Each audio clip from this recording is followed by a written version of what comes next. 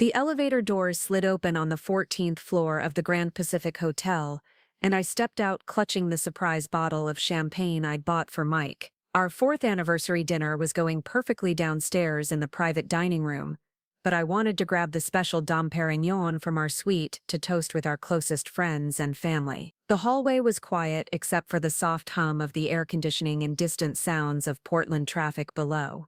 I was practically floating on happiness, thinking about Mike's touching speech earlier about how lucky he felt to have found his soulmate. That euphoria shattered the moment I rounded the corner toward our presidential suite. There, pressed against our hotel room door, was my husband of 4 years locked in a passionate embrace with Jessica Collins, my best friend since college orientation 7 years ago. Her red cocktail dress was hiked up as she wrapped one leg around his waist. Her manicured fingers tangled in his dark hair. Mike's hands gripped her waist as their mouths moved together with desperate urgency. The champagne bottle slipped from my numb fingers, hitting the plush carpet with a muffled thud that neither of them heard over their heavy breathing. Before we jump back in, tell us where you're tuning from, and if this story touches you, make sure you're subscribed, because tomorrow I've saved something extra special for you.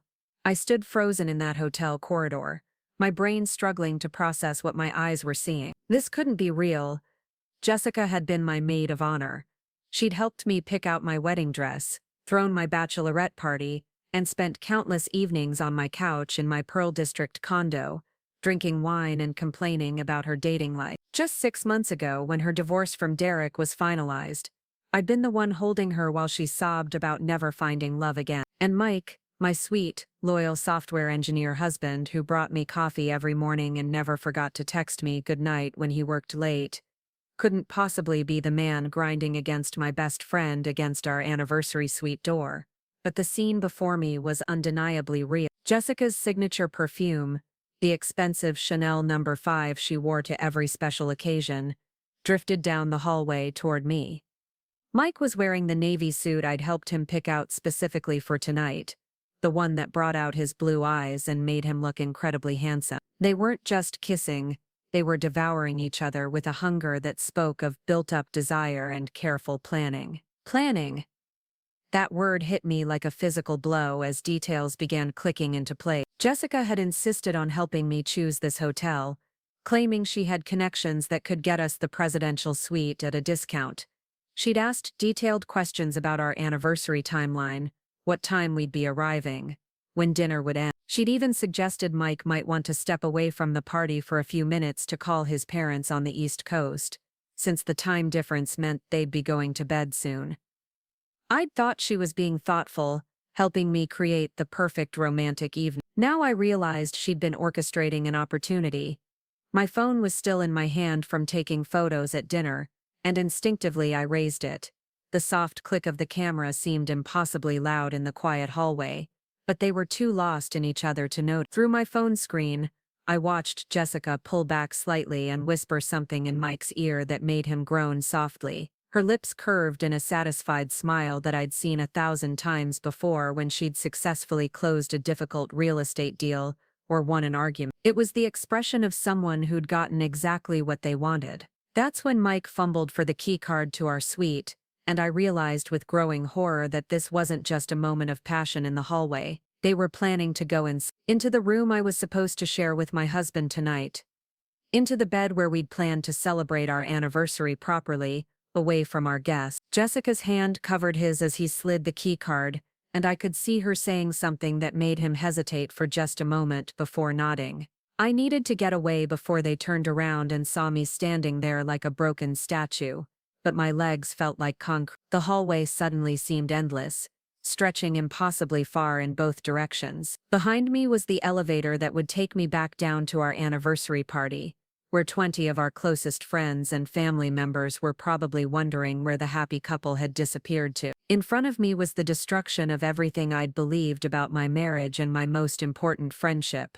The sound of the electronic lock clicking open galvanized me into action. I stumbled backward, my heels catching in the thick carpet as I desperately tried to reach the elevator before they could spot me. My hands shook as I jabbed the button repeatedly, praying the doors would open before Mike and Jessica emerged from whatever conversation they were having just inside the suite doorway. The elevator seemed to take forever, and I could hear Jessica's laugh echoing from the direction of our room. It was her flirtatious laugh, the one she used when she was working her charm on potential clients or attractive men at bars. I'd heard it countless times and even envied how effortlessly she could turn it on. Now it made my stomach turn to think of her using it on Mike. When the elevator finally arrived, I practically fell inside, stabbing the button for the parking garage.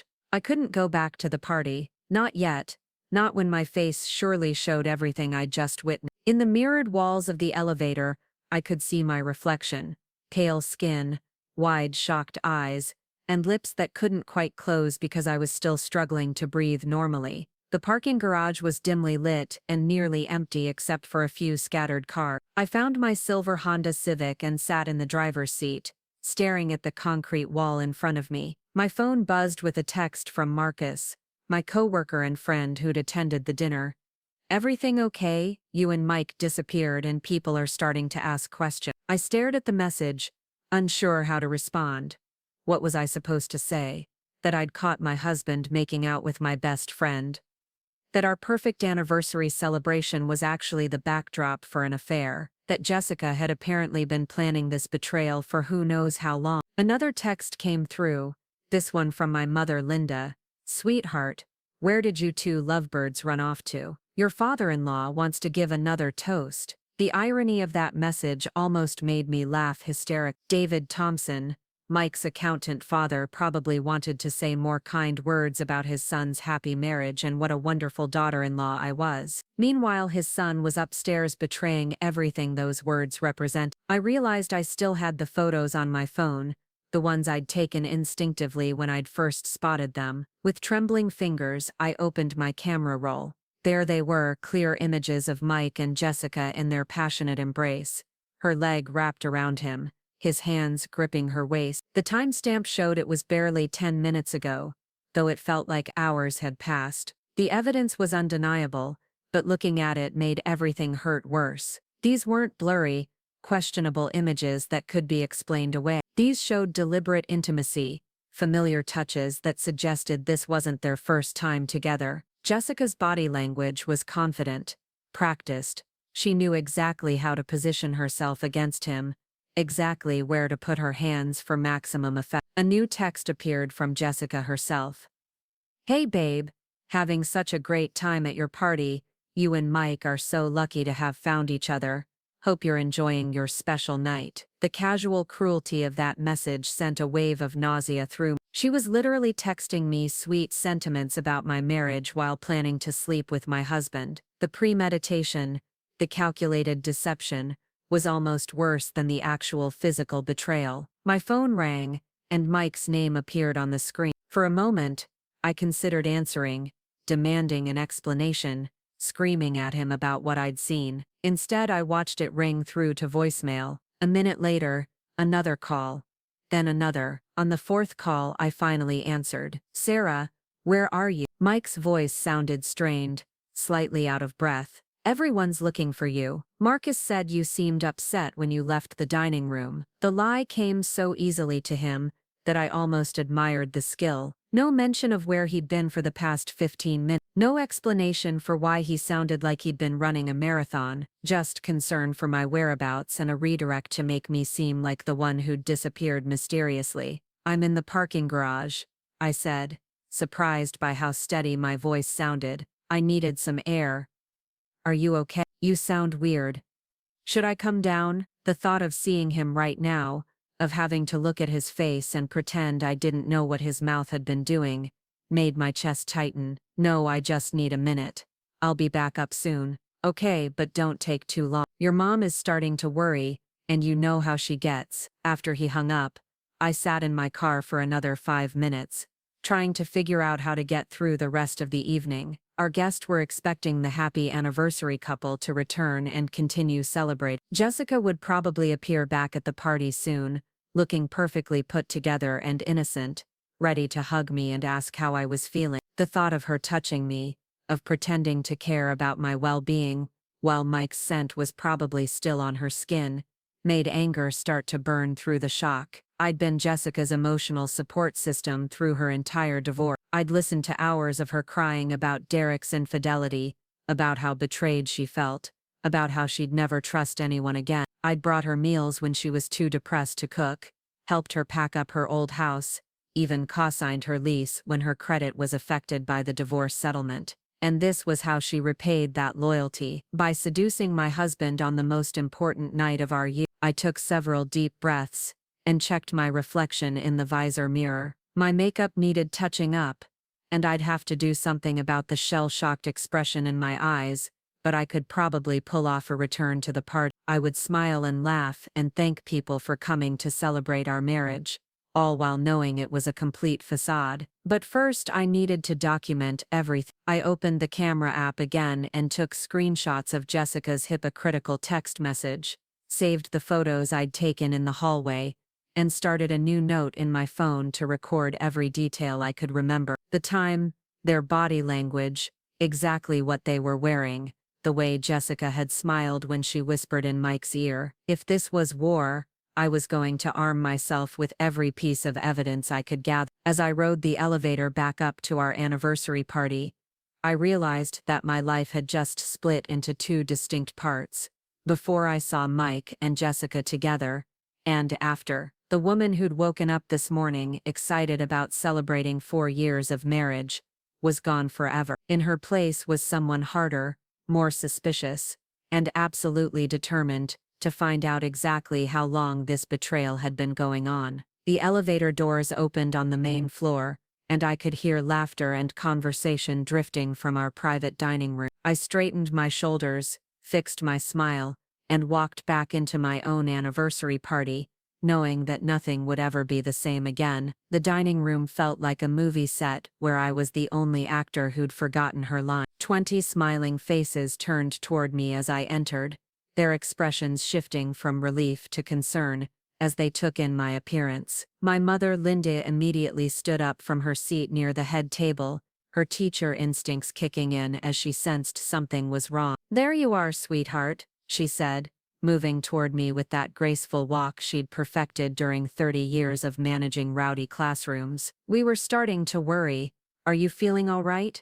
You look a bit pale." I forced what I hoped was a convincing smile and touched my forehead dramatically. "Just a slight headache. The excitement of the day, I think." "Where's Mike?" The question felt like swallowing glass, but I needed to know if he was back yet.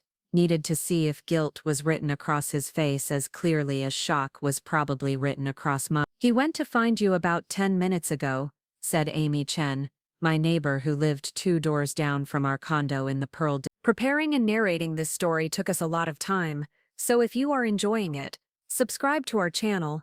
It means a lot to us. Now back to the story. Amy worked as a nurse practitioner and had that naturally caring demeanor that made people confide in her. "He seemed really concerned when Marcus mentioned you'd stepped out." Marcus Rivera, my coworker from TechFlow Solutions, approached with a glass of water. "You did look upset when you left," he said quietly, his dark eyes studying my face with the same analytical intensity he brought to debugging code. "Everything okay with the hotel? I know how stressful these big events can be." Before I could answer, Mike appeared in the door. He'd clearly made an effort to compose himself, but I could see the signs now that I knew what to look for. His hair was slightly mussed despite obvious attempts to smooth it down, his tie was crooked, and there was a faint smear of red lipstick on his collar that he'd either missed or couldn't remove completely. Jessica's signature red lipstick, the same shade she'd worn to every important event since college. "There's my beautiful wife," he said, crossing the room with what appeared to be genuine relief. The performance was so convincing that for a split second, I wondered if I'd hallucinated the entire scene upstairs. Then he reached me and I caught a whiff of Jessica's perfume clinging to his jacket, and the illusion shattered completely. He pulled me into a hug that felt like a betrayal all over again. His arms, which had held me safely through 4 years of marriage, had been wrapped around another woman less than 30 minutes ago. His lips, which had promised to love and honor me during our wedding ceremony, had been exploring my best friend's mouth with desperate hunger. I stood rigid in his embrace, unable to relax into the familiar comfort of his touch. "I was worried about you," he whispered in my ear, and I could hear something that might have been genuine concern beneath the guilt. "You disappeared so suddenly.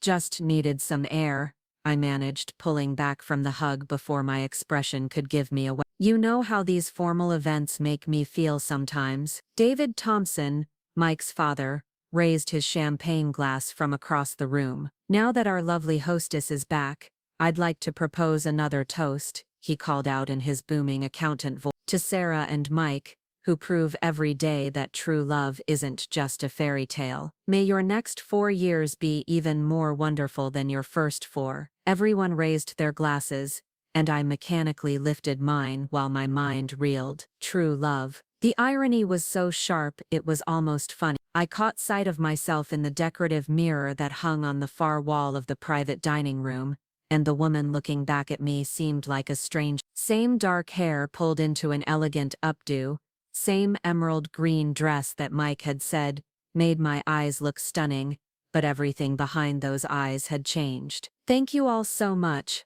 I heard myself saying, my voice sounding remarkably normal. "It means the world to us to have all our favorite people here tonight." The words tasted like ash, but years of marketing presentations had taught me how to project confidence even when I felt like I was drowning. Jessica chose that moment to make her entry. She glided into the dining room, looking absolutely radiant, her red cocktail dress perfectly arranged, her blonde hair swept into a sophisticated side chignon that probably took an hour to achieve. There was no sign of recent passion, no hint of the desperate hunger I'd witnessed in the hallway. She looked like she'd just stepped out of a magazine photo shoot, polished and perfect and completely innocent. "Sorry I'm a bit late getting back," she announced to the room with that brilliant smile that had charmed professors, bosses, and countless dates over the years. "I got a work call I couldn't ignore. You know how it is in real estate. The clients don't care if it's Saturday night." She laughed and several people chuckled along with her,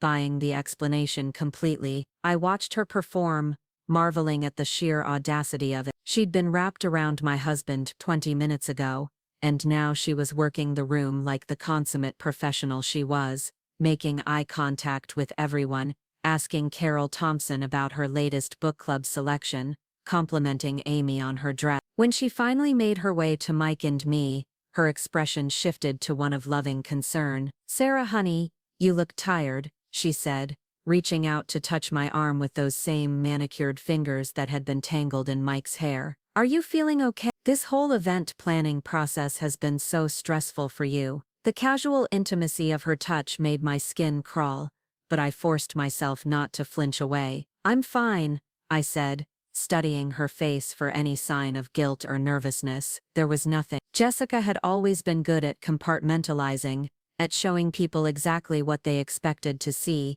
but this level of deception was breathtaking. "Well, you've done an amazing job with everything," she continued, turning to include Mike in her warm smile. "This hotel is absolutely perfect, and the dinner was incredible. You two really know how to celebrate in style." Mike's response was what finally confirmed my worst fear. Instead of the natural, easy interaction I'd expect between my husband and my best friend, there was a subtle tension, a hyper-awareness in the way they looked at each other. Mike's smile was too careful, his voice slightly strained when he thanked her for the compliment. Jessica's body language was relaxed, but her eyes held a secret satisfaction that made my stomach turn. They were lovers, not just tonight, but this had been building, developing, continuing. The evidence was in every micro-expression, every carefully modulated tone, every moment of awareness that passed between them. "I think I need to sit down for a minute," I said abruptly, moving toward my chair at the head table. My legs were starting to feel unsteady again, and the room was beginning to spin slightly around the edges. The combination of shock, adrenaline, and the effort of maintaining my composure was taking its toll. Marcus immediately appeared at my elbow. "Sarah, you really don't look good. Maybe you should call it a night. I'm sure everyone would understand." The suggestion was tempting, but the thought of leaving Mike and Jessica alone together at our anniversary party was unbearable. I could picture them making concerned faces about my health, while secretly relieved to have me out of the way. Maybe they'd even volunteer to clean up together, giving them another opportunity to be alone. "No, I'm fine," I insisted, though I accepted Marcus's steadying hand on my arm. "It's just been a long day, and I haven't eaten much." Too nervous about everything going perfectly, Linda appeared with a plate of food from the buffet table. "Eat something, sweetheart. You've been running on pure adrenaline all day." She settled into the chair beside me, her presence immediately comforting. My mother had always been my anchor during difficult times, though she had no idea how desperately I needed that stability right now. As the evening continued, I found myself studying every interaction between Mike and Jessica with forensic intensity. They were careful not to stand too close to each other,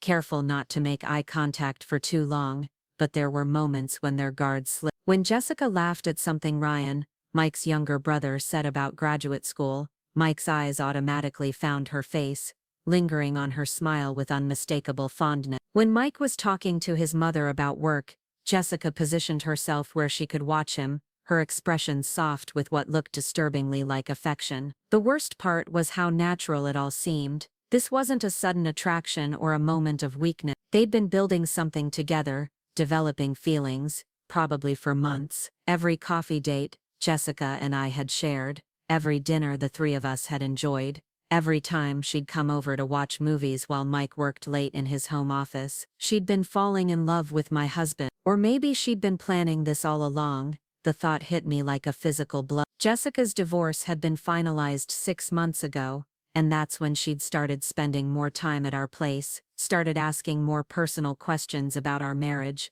started showing up at our condo at times when she knew Mike would be home. She'd claimed she was lonely, adjusting to single life, needing the comfort of couple friends who understood relationships. But what if it had all been calculated? What if she'd identified Mike as her target from the moment Derek left her? Jessica had always been competitive, always needed to win, always wanted what other people had. In college she'd pursued guys she wasn't even interested in just because other girls wanted them. She'd switched majors twice to match whatever was getting the most attention. She'd even copied my study abroad plans, claiming it was a coincidence that she'd suddenly become passionate about Italian Renaissance art. Now I was seeing that same pattern, but with stakes that were infinitely higher. "Sarah, you're gripping that glass pretty tight," Amy observed quietly, nodding toward my champagne flute. I looked down to see my knuckles were white with tension, and quickly relaxed my hold before the delicate crystal could shatter. "Sorry, just thinking about work,"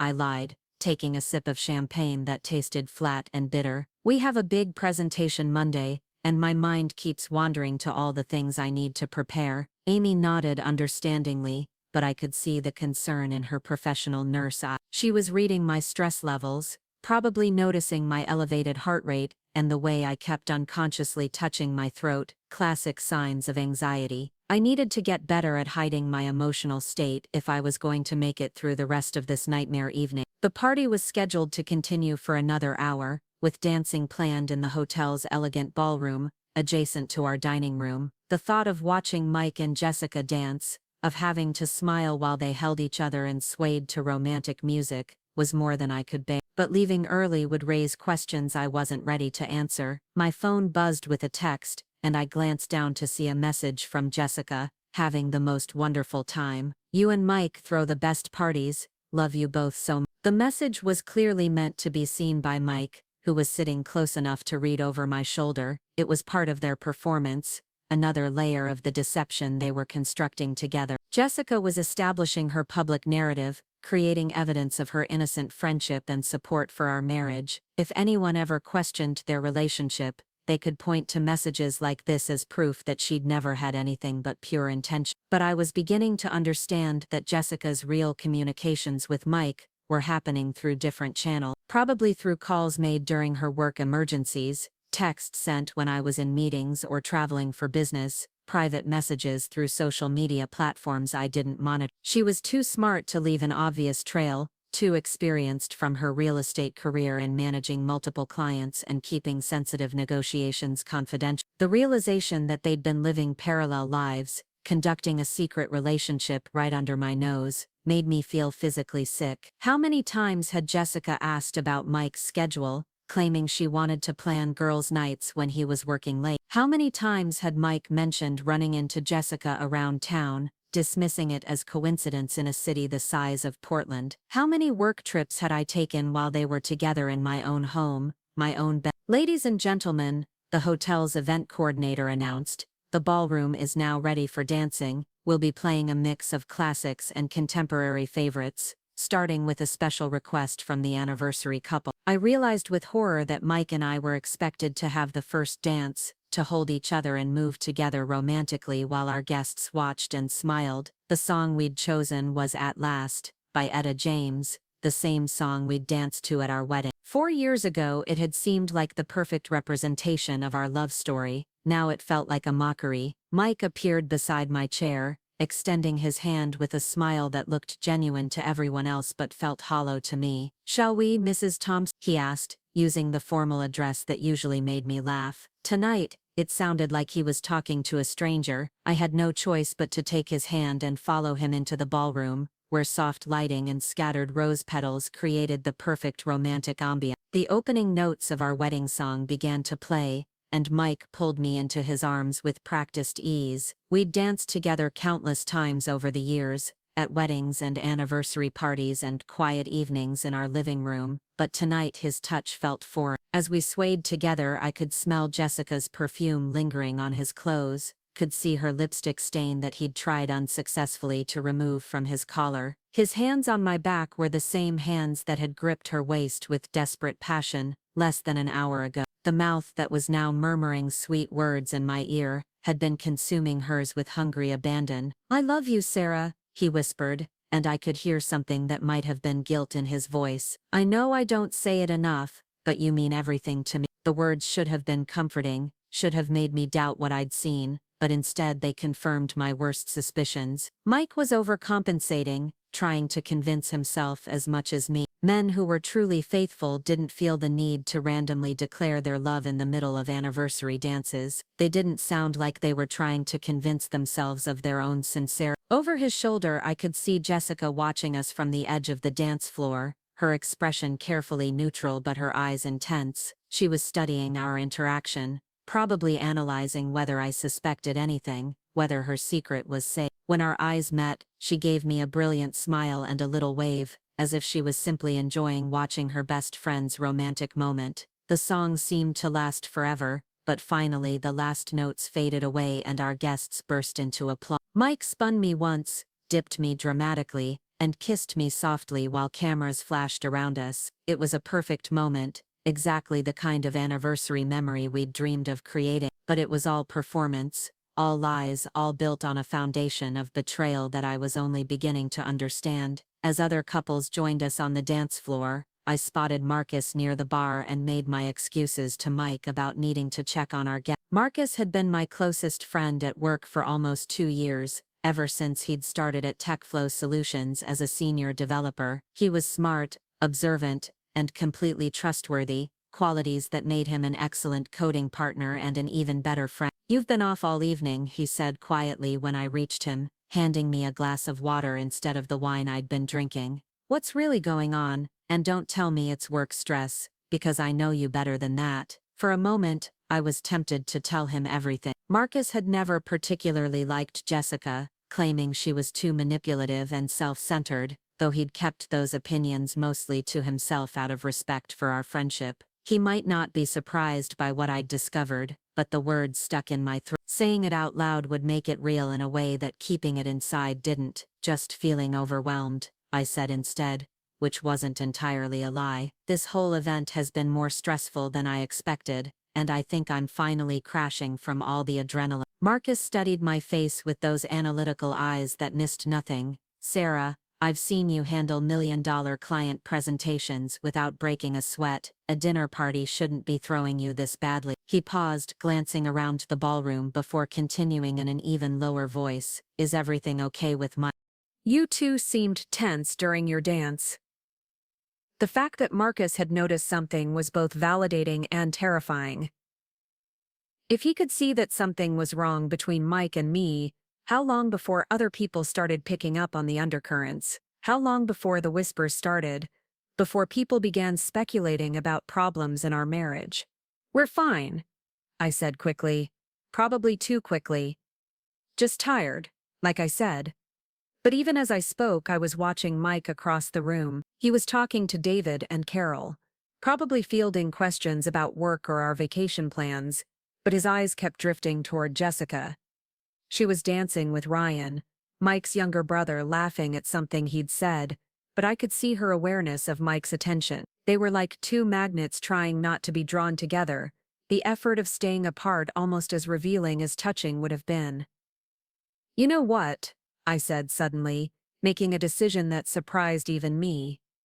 "I think I am going to call it a night. Would you mind helping me make the rounds? Letting people know I'm not feeling well?" Marcus nodded immediately, his concern evident. "Of course.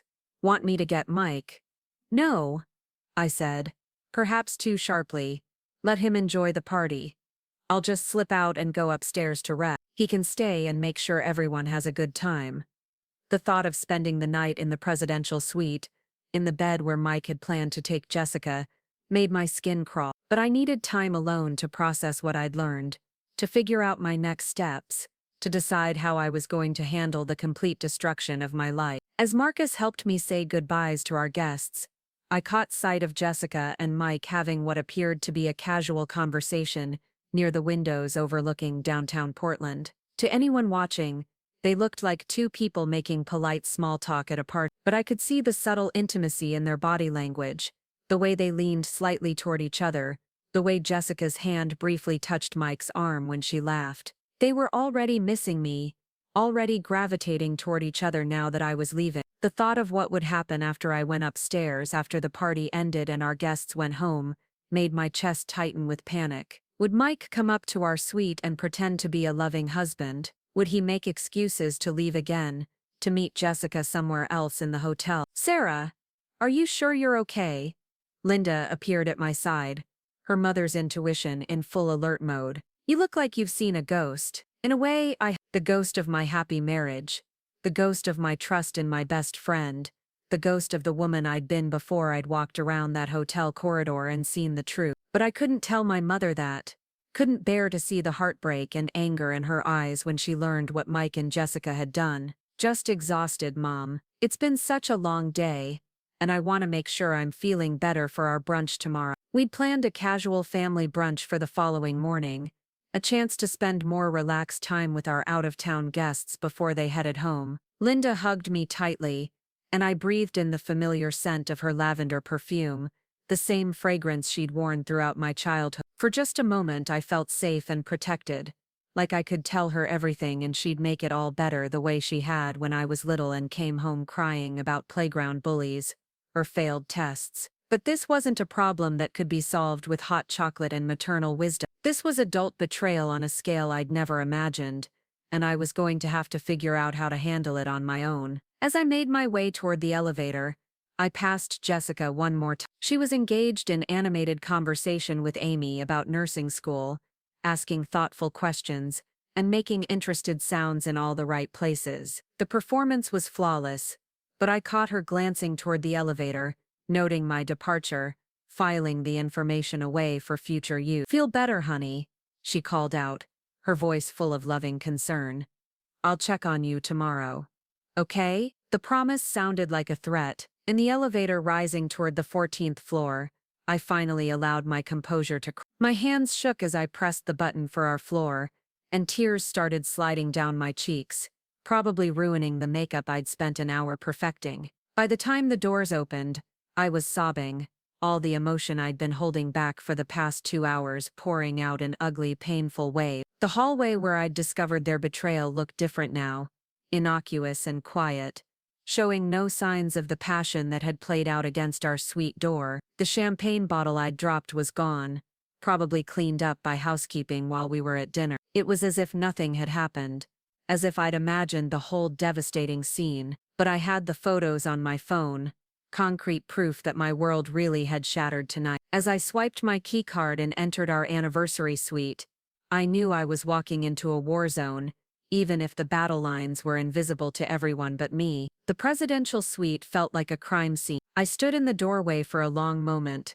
studying the room that had been prepared for our romantic anniversary night. Rose petals scattered across the king-sized bed, champagne chilling in a silver bucket, soft jazz playing from the hidden speaker. Everything was exactly as I'd requested when I'd called the hotel 3 weeks ago to arrange these special touches. 3 weeks ago, when I'd still believed I was married to a faithful man and best friends with a loyal woman. I walked to the floor-to-ceiling windows, overlooking the Willamette River, my reflection ghost-like in the dark glass. Downtown Portland sparkled below, the same view I'd admired earlier when Mike and I had first entered the suite. 6 hours ago, I'd been taking photos of the perfect room, texting Jessica about how romantic everything looked, planning to post anniversary pictures on social media tomorrow. Now the sight of those rose petals made me nauseous. My phone buzzed with a text from Mike.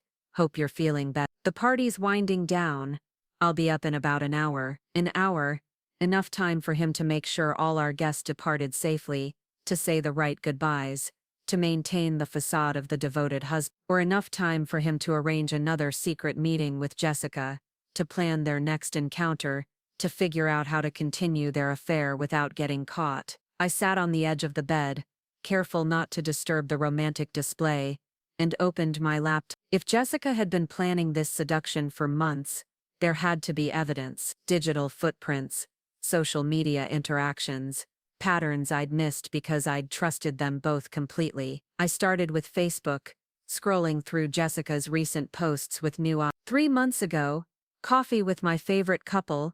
Some people are just meant to be together. The photo showed the three of us at Bridgetown Coffee, our usual Sunday morning spot. I was smiling at the camera while Mike and Jessica looked at each other over their cappuccino. At the time, I'd thought it was a sweet, candid moment. Now I could see the longing in Jessica's expression, the way Mike's eyes lingered on her face. 2 months ago, helping Sarah pick out the perfect anniversary gift. "She's so lucky to have such an amazing husband." The post was from a jewelry store in the Pearl District, where Jessica had insisted on accompanying me to choose new cufflinks for Mike. She'd been unusually interested in what he might like, asking detailed questions about his preferences, his style, what made him feel special. I'd been grateful for her input, touched that she cared so much about making our anniversary perfect. 1 month ago, game night at the Thompsons. These two lovebirds always beat us at couples trivia. Another photo, this one showing Mike and me,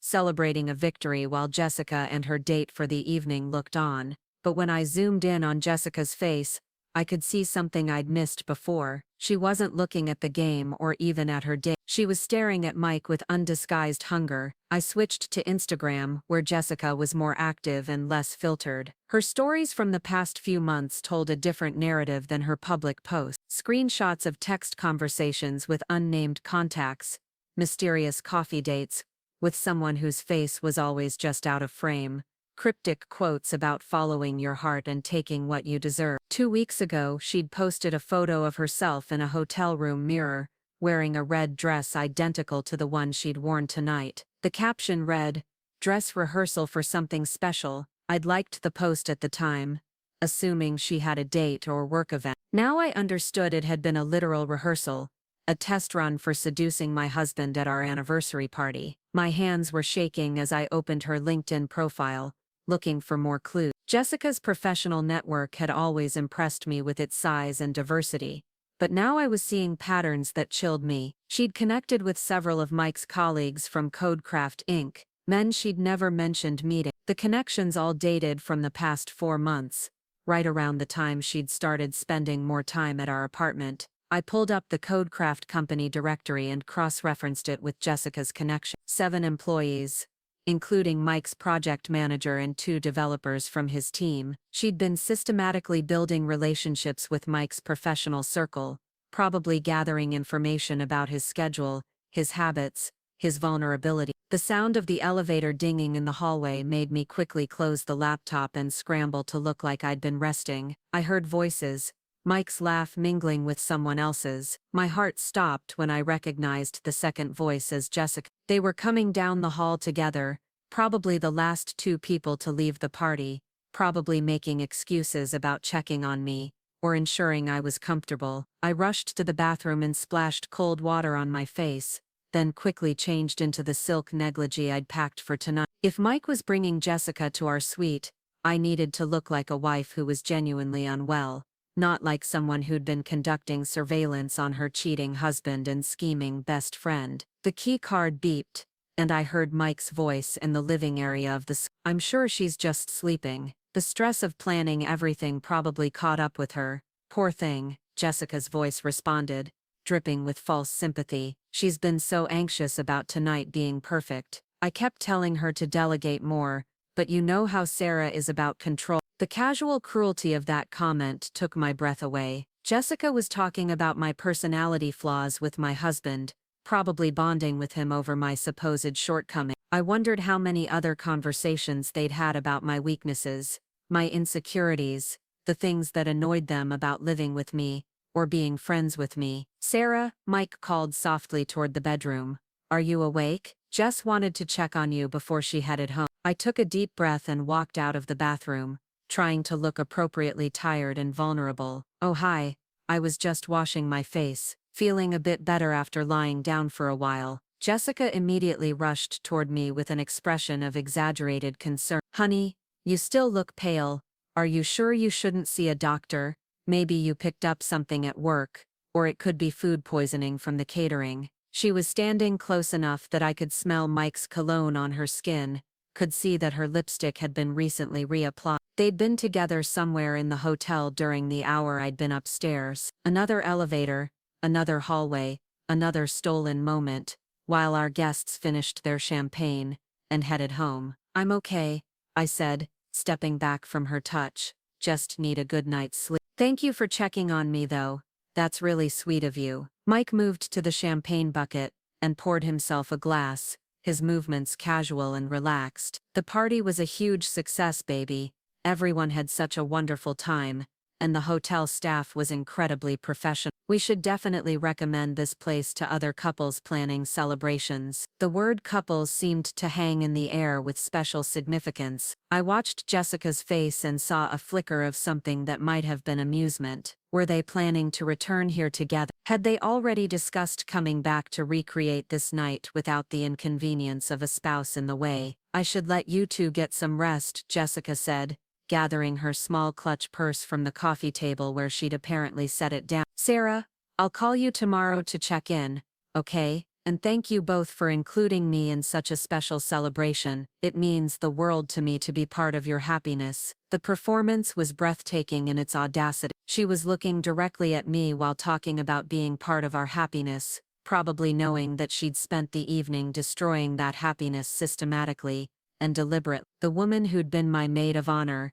who'd helped me choose my wedding dress, who'd held my bouquet while I exchanged vows with Mike, was standing in our anniversary suite talking about friendship while carrying the scent of my husband on her skin. Mike walked her to the door and I heard them speaking in low voices in the entryway. I couldn't make out the words, but the tone was intimate, familiar, the kind of shorthand conversation that develops between people who've spent significant time together. When he came back to the bedroom, he looked relaxed and happy, more at ease than he'd seemed all evening. That was really thoughtful of her to check on you, he said, beginning to undress with the casual comfort of 4 years of marriage. Jess has been such a good friend to us, especially during her difficult time with the divorce. I'm glad we could give her something positive to focus on tonight. I stared at him in amazement. The compartmentalization was stunning. He could stand there talking about Jessica's friendship while her perfume was literally lingering in our suite, while the evidence of their betrayal was written in every line of his relaxed posture. Either Mike was a sociopath capable of completely disconnecting from his actions,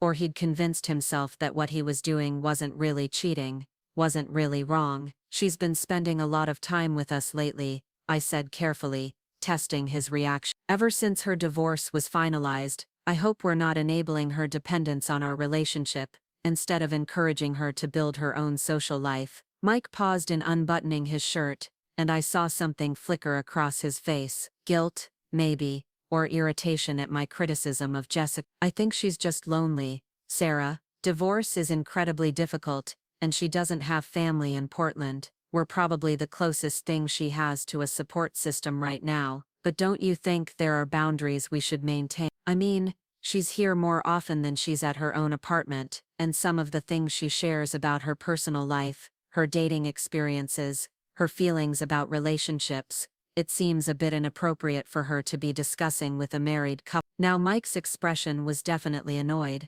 She trusts us, Sarah. She's going through a major life transition, and she needs friends who care about her. I don't think we should be analyzing her behavior or setting arbitrary limits on our friendship. That seems pretty cold. The fact that he was defending Jessica, that he was making me sound like the unreasonable one for questioning their relationship, confirmed my worst suspicions. This wasn't just physical attraction or a moment of weakness. Mike had developed genuine feelings for Jessica, was emotionally invested in protecting her, was choosing her comfort over his wife's concerns. You're right, I said, backing down before the conversation could escalate into an argument that might reveal how much I actually knew. I'm probably just tired and reading too much into things. She's been a good friend to both of us. Mike's expression softened, and he came to sit beside me on the bed. She has been, and I know she loves you like a sister. I think maybe you're feeling a little threatened because she's been leaning on us so much, but that doesn't diminish what we have together. He took my hand, and his touch felt like betrayal even as he spoke words of reassurance. You're my wife, Sarah. You're the most important person in my life, and nothing is ever going to change that. The lies came so easily to him that I almost believed them myself. If I hadn't seen him with my own eyes, pressed against Jessica in desperate passion, I might have accepted his explanation and dismissed my concerns as jealousy or insecurity, but I had seen, and I knew that every word he was speaking was carefully calculated to keep me from discovering the truth. I love you too, I whispered, hating myself for the deception, but knowing I needed to maintain my cover until I could figure out how to handle this situation. I'm sorry if I seemed suspicious. I guess planning this whole evening made me more emotional than usual. Mike pulled me into his arms, and I forced myself to relax against him even though everything in my body was screaming to pull away. His hands moved through my hair, and I wondered if he was thinking about Jessica, if he was comparing my touch to hers, if he was wishing I was someone else. Our anniversary was perfect, baby, he murmured against my ear.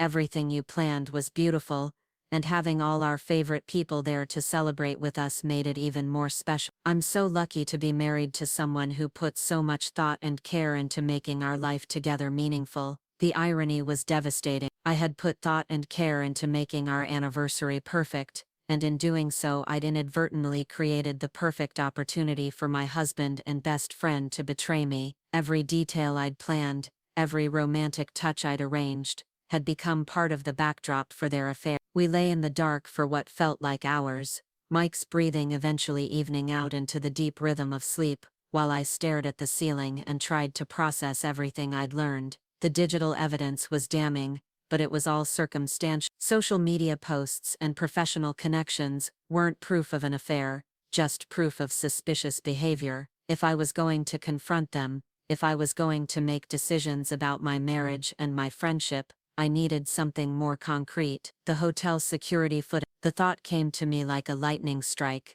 Hotels like the Grand Pacific had cameras everywhere, especially on floors housing expensive suites. There would be footage of Mike and Jessica in the hallway, probably multiple angles showing their passionate encounter in explicit detail. There might even be footage of them entering the elevator together, leaving together, meeting in other parts of the hotel throughout the evening. I carefully extracted myself from Mike's sleeping embrace, and moved to the living area of the suite, where I could use my laptop without waking him. The Grand Pacific's website listed Thomas Park as the head of security, and after some searching, I found his professional email address through LinkedIn. I composed a careful message, explaining that I was a guest who had potentially lost an earring in the 14th floor hallway around 9:30 that evening. I mentioned that I was Sarah Thompson from the anniversary party, and asked if security footage might help locate the missing jewelry. I emphasized that the earrings were a family heirloom,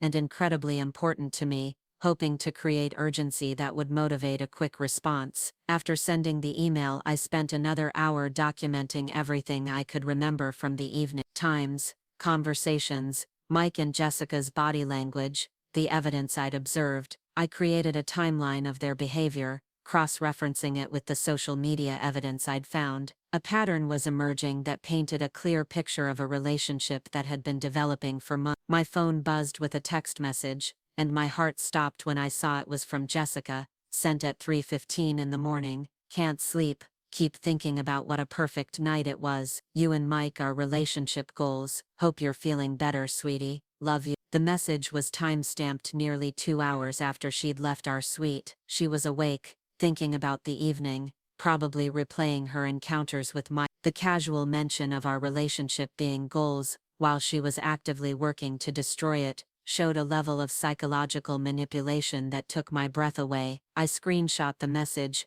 and added it to my growing collection of evidence. Whatever confrontation was coming, whatever decisions I was going to have to make about my marriage and my life, I was going to be prepared with facts rather than just emotions. As dawn began to lighten the sky over Portland, I finally allowed myself to admit the truth I'd been avoiding all night. My marriage was over, not because of what Mike had done necessarily, but because of how easily he'd lied to me afterward. Not because of Jessica's betrayal, but because of how skillfully she'd manipulated both of us. The foundation of trust that a marriage required had been systematically destroyed, and I didn't know if it could ever be rebuilt. But before I made any permanent decisions, I was going to get answers. I was going to understand exactly how long this had been going on, exactly how they'd planned it, exactly what I was really dealing with. The hotel security footage would give me facts instead of speculation, proof instead of suspicion, and then I was going to decide what to do with those facts. Mike stirred as I slipped back into bed,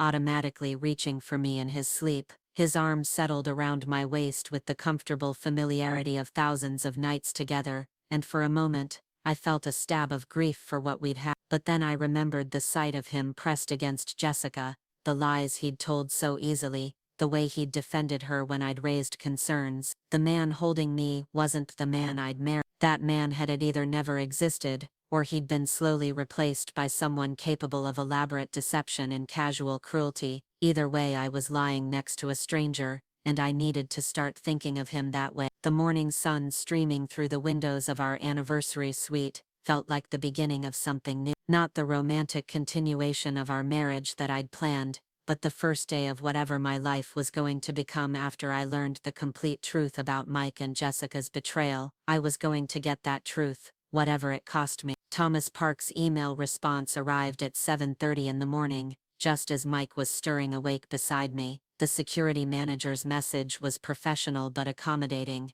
He'd be happy to review the footage from the 14th floor to help locate my missing ear. He suggested I come to the security office at 10 o'clock, when the day shift would have full access to the previous evening's recordings. I deleted the email quickly before Mike could see it, my heart hammering as I realized I was about to get the concrete proof I needed. Whatever I found in that security footage would determine the direction of my entire life. Either I'd discover that my suspicions were correct, and my marriage was built on lies, or I'd find evidence that might cast doubt on what I thought I'd witnessed. "Morning, beautiful," Mike mumbled, pulling me closer. His voice was thick with sleep, and he smelled like the expensive cologne I'd bought him for Christmas. 3 months ago that scent had made me feel secure and loved. Now it reminded me of how Jessica had carried that same fragrance on her skin last night. "Morning," I replied, forcing myself to sound normal despite the anxiety clawing at my chest. "How are you feeling? You had quite a bit of champagne last night." Mike stretched and rolled onto his back,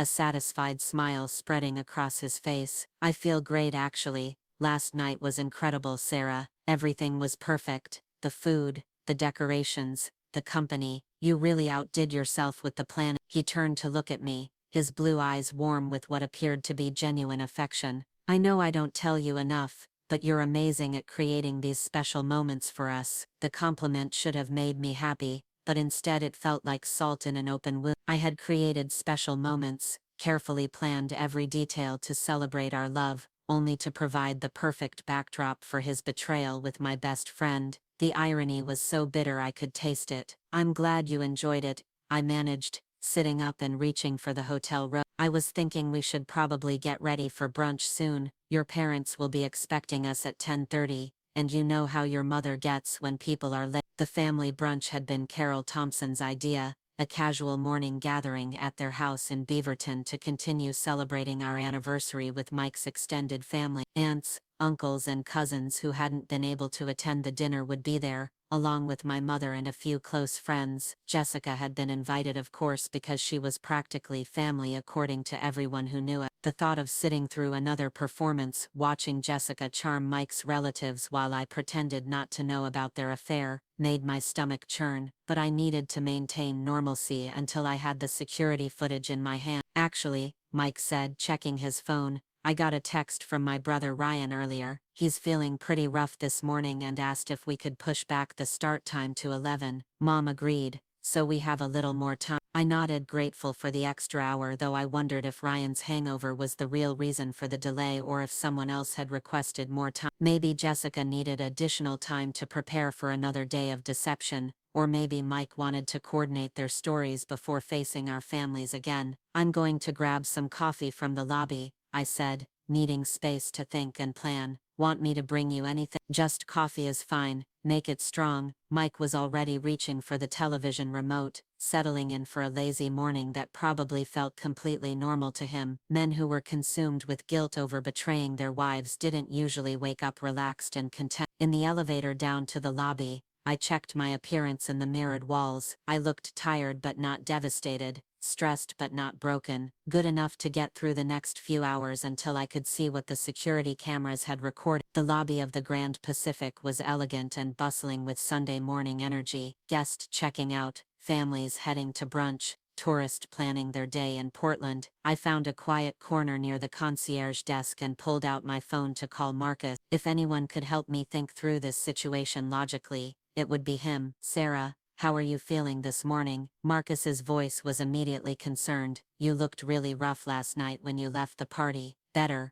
Listen, I need to ask you something, and I need you to be completely honest with me. Have you ever noticed anything weird between Mike and Jessica? Any interactions that seemed inappropriate or too familiar? The silence on the other end of the line stretched long enough that I knew Marcus was carefully considering his words. Why are you asking? Just answer the question, please. Have you noticed anything? Marcus sighed deeply. Sarah, I've always thought Jessica was a little too interested in your marriage. The way she talks about Mike, asks about your relationship dynamics, inserts herself into your couple activities. But I figured you were okay with it since you never said anything. What do you mean? The way she talks about Mike, she asks a lot of questions about him when you're not around, his work schedule, his hobbies, what he likes and doesn't like. At first I thought she was just being a good friend, trying to buy him thoughtful birthday gifts, or whatever, but it always seemed excessive to me. My chest tightened as Marcus confirmed what I was beginning to understand about Jessica's systematic approach. When you say when I'm not around, when does that happen? Coffee runs during work, sometimes when she stops by the office to meet you for lunch, but you're running late, she'll chat with whoever's available, and Mike comes up in conversation more often than seems normal for casual friend talk. The revelation that Jessica had been coming to my workplace and asking my colleagues about my husband made me feel physically sick. She'd been conducting reconnaissance, gathering intelligence about Mike's preferences and schedule, while I'd been completely oblivious to her true intention. Marcus, I need you to think carefully. Have you ever seen them together without me? Maybe around downtown, or at coffee shops, anywhere that seemed coincidental but might not have been. Another long pause. Twice, actually. Once about 6 weeks ago, at Powell's Books on a Thursday afternoon. You were in Seattle for that client presentation. Remember? They were in the coffee section, sitting pretty close together, deep in conversation. When I said hi, they both seemed surprised to see me, like they'd forgotten they were in a public place. My hands started shaking as I gripped the phone. 6 weeks ago, I'd been in Seattle presenting our new campaign to a major tech startup. I'd been gone for 2 days, and Mike had been supportive and understanding about the travel, even encouraging me to extend the trip if the meetings went well. I'd thought he was being a loving husband, giving me space to focus on my career. Instead, he'd been using my absence to spend time with Jessica. And the second time? I asked. though I wasn't sure I wanted to hear the answer. 3 weeks ago, maybe 4, I was leaving happy hour with some friends and saw them walking toward the Pearl District together. It was around 8 o'clock on a Friday night. Jessica's car was parked near yours, and Mike's building, which seemed odd, since she lives in Hawthorne. Friday nights were when I had my standing yoga class, followed by dinner with girlfriends from work. Mike knew my schedule and had always claimed he used those evenings to catch up on personal projects or hang out with his own friends. The thought that he'd been spending those nights with Jessica, probably in our own apartment, made me want to vomit. "Why didn't you tell me about this?" I asked, though I already knew the answer. "Because it felt like gossip, and because you never seemed concerned about their friendship. Also, honestly, I didn't want to be the guy who caused problems in your marriage by misinterpreting innocent interactions." Marcus's voice was heavy with regret. "Sarah, what's going on? Did something happen last night?" I closed my eyes, weighing how much to reveal. Marcus was trustworthy, but I wasn't ready to say the words out loud yet. Admitting what I'd seen would make it real in a way that keeping it private didn't. "I just have some concerns about boundaries," I said carefully. "Things I noticed last night that made me uncomfortable. I'm probably overthinking it, but I wanted to get another perspective. From someone who's always thought Jessica was trouble." Marcus said wryly. "Sarah, you're one of the smartest people I know. If your instincts are telling you something's wrong, you should trust them. And if you need anything at all, I'm here for you." After hanging up with Marcus, I sat in the lobby for another few minutes, processing what I'd learned. Jessica hadn't just been planning last night's seduction. She'd been conducting a months-long campaign to insert herself into Mike's life. The coffee shop meetings, the bookstore encounters, the Friday night visits to our building, none of it had been coincidental. At 9:45, I made my way to the hotel's security office, my stomach churning with anticipation and dread. Thomas Park was exactly what I'd expected from his professional headshot, mid-30s, serious expression, the kind of efficient competence that came from years in law enforcement or military service. "Mrs. Thompson," he greeted me with a firm handshake. "I'm sorry to hear about your missing earring. They must be quite valuable for you to be so concerned about recovering them." "They belonged to my grandmother," I said, the lie coming easily. "She passed away last year, and they're really the only piece of jewelry I have left from her. I know it's a long shot, but I was hoping the security footage might show exactly where I lost it." Thomas nodded sympathetically and gestured toward a bank of monitors showing various camera feeds throughout the hotel. "Let me pull up the footage from last night. You mentioned around 9:30 in the 14th floor hallway." "That's right. I was heading back to our suite, room 1412, after our anniversary dinner downstairs." As Thomas navigated through the digital files, I tried to prepare myself for what I was about to see. The rational part of my brain hoped that somehow the cameras would show something different from what I remembered, that my shock and emotional state had distorted my perception of Mike and Jessica's encounter. "Here we go," Thomas said, pulling up a split-screen view, showing the 14th floor hallway from 2 different angles. "Let me fast forward to around 9:15, and we'll see what we can find." The timestamp in the corner showed 9:17 p.m., when a figure appeared in the hallway. Me, walking toward the camera with the champagne bottle in my hand, looking happy and relaxed. Thomas slowed the playback as I approached the area near our suite. "There you are," he said. "Now let's see." "Oh." His voice trailed off as 2 more figures appeared in the frame at 9. Mike and Jessica, walking quickly down the hallway together, their body language urgent and intimate. Even in the grainy security footage, their attraction was obvious. Jessica was practically pressed against Mike's side, her hand on his arm, both of them moving with the focused intensity of people who had somewhere specific they needed to be. "Is that your husband?" Thomas asked, his professional demeanor shifting to something more uncomfortable. "Yes," I said, quietly, my eyes fixed on the screen. "And the woman is my best friend." We watched in silence as Mike and Jessica stopped outside our suite door. The camera angle was perfect, showing their faces clearly as they immediately fell into each other's arms. There was nothing hesitant or uncertain about their embrace. They kissed with desperate hunger, Jessica's hands tangling in Mike's hair while he gripped her waist and pulled her closer. Thomas cleared his throat awkwardly. "Mrs. Thompson, I'm not sure this is what you want to see right now." "Please keep playing it," I said, my voice steadier than I felt.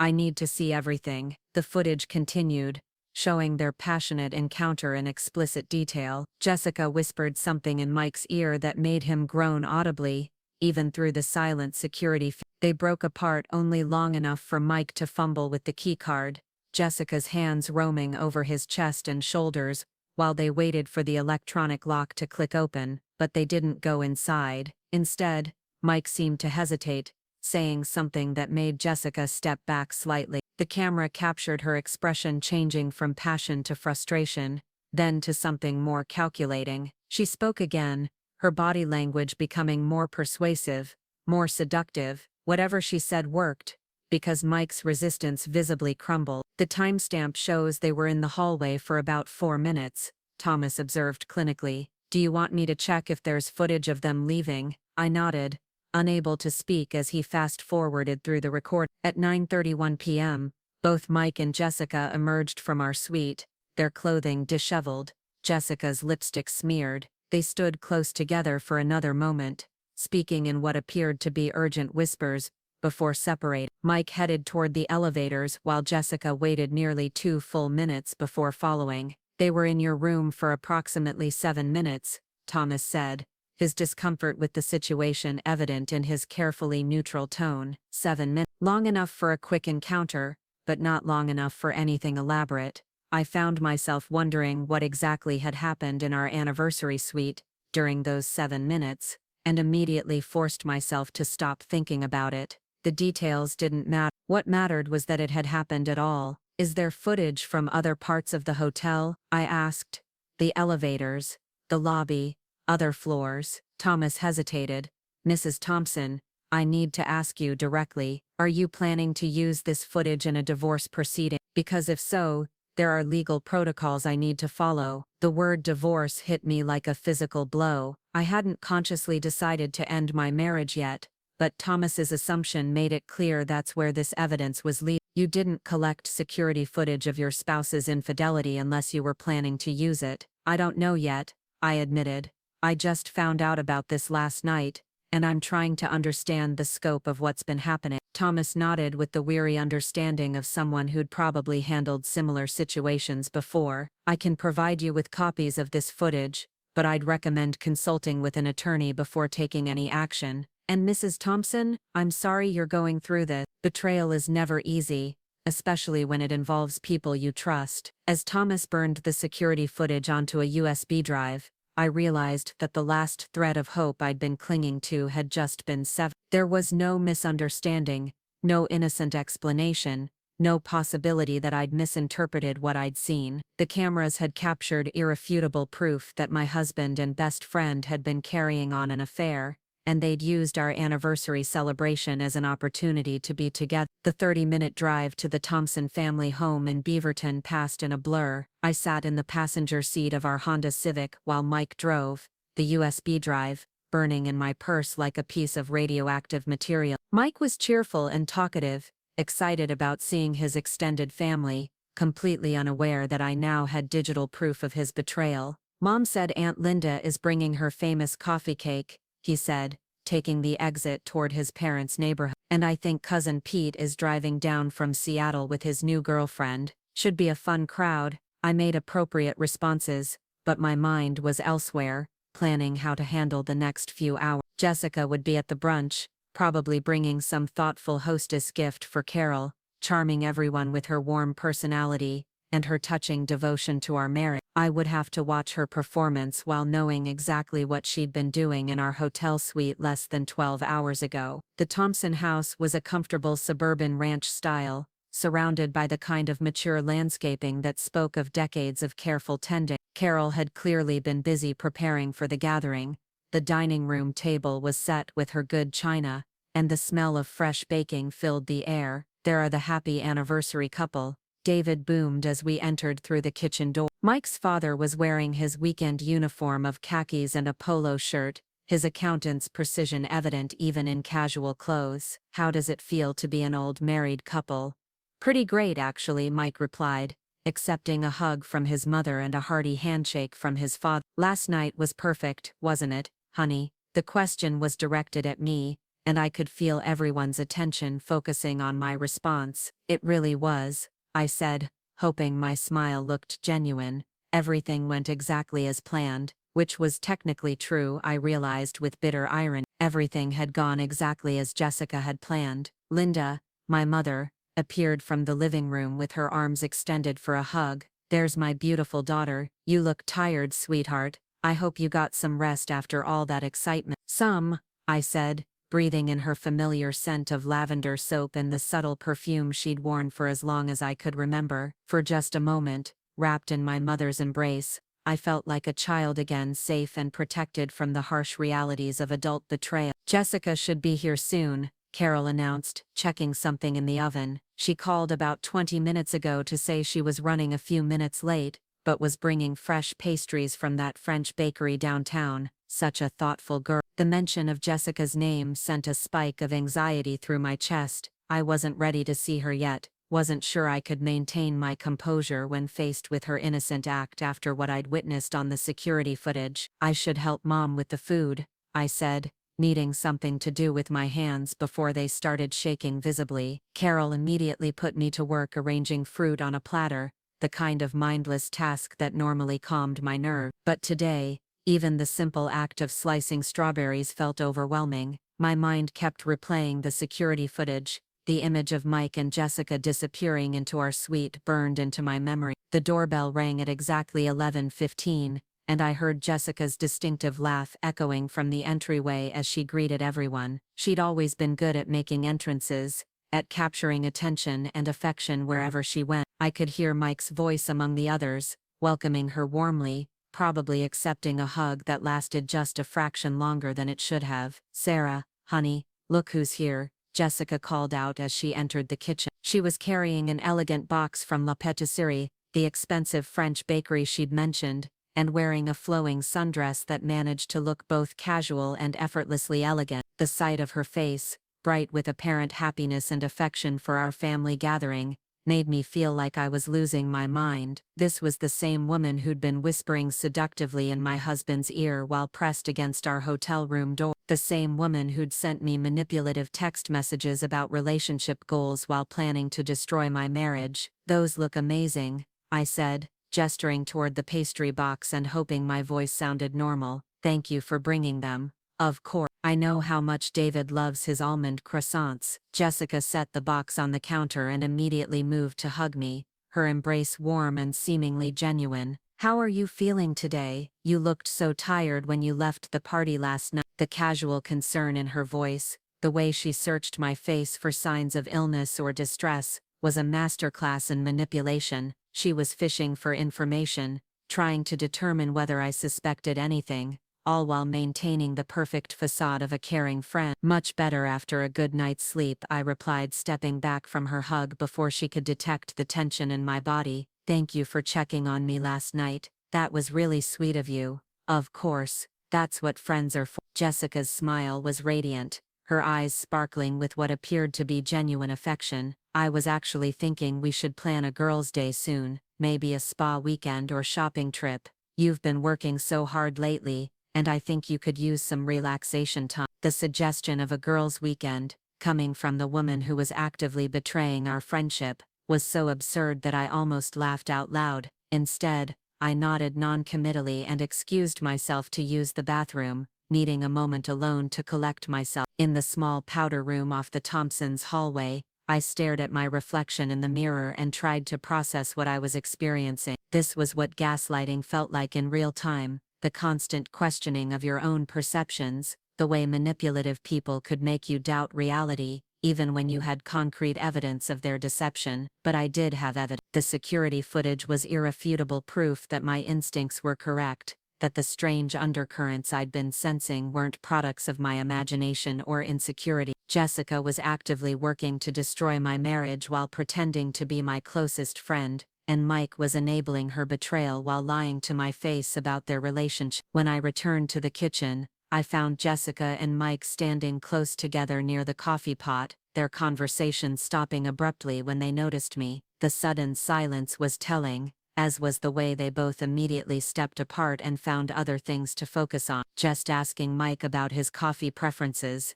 Jessica said brightly, holding up the carafe. I was about to make a fresh pot for everyone. Another lie, delivered with perfect casualness. They'd been having an intimate conversation about something that couldn't continue in my presence, and Jessica had smoothly pivoted to an innocent explanation. The ease with which she constructed these deceptions was genuinely frightening. The rest of the brunch passed in a surreal haze of forced normalcy. I watched Jessica charm Mike's elderly relatives, compliment Carol's cooking, and engage in animated conversations about real estate market trends with Dave. She was performing flawlessly, giving everyone exactly what they expected from Sarah's best friend and the family's honorary daughter. Meanwhile, Mike seemed more relaxed and happy than I'd seen him in months. He laughed easily at his cousin Pete's stories about life in Seattle, played enthusiastically with the neighbor's toddler who'd wandered over, and spoke warmly about our future plans when asked about upcoming anniversaries. The cognitive dissonance was staggering. These were the same two people who'd been pawing at each other in a hotel hallway less than 24 hours ago,